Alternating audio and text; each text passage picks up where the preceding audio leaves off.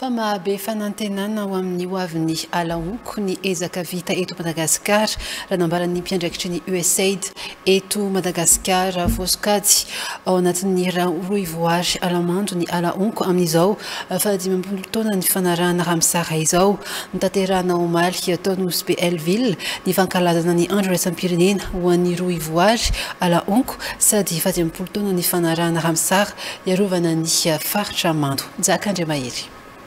Eny amin'ireo roa voary ny alina miavaka ny elanelany tany sy ny ranomasina no ahitana ny alaonko manome tombotsoa lehibe ny fananana satria mandray anjara betsaka amin'ny fiainan'ny olombelona miantoka ny fiveloman'ny mpanjono an-dranomasina sakafo tsara sy mahasoa no sady miaro ny sisin-dranomasina ny fisiny no sady mitahiry karazan-java-mananaina maro raha nambaran'ny minisitry ny tontolo iainana Vina Maria Orlia tamin'ny kabarina anoloana ny prefektora Nosy Be. Mbala tsy haintsika tsara ny miaro ny alahonkotsika zegny nahatonga ny fitondram-panjakana ny safidy nosy mevatsika ty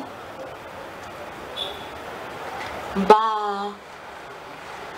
hanentanana bebe kokoa atsika vahoaka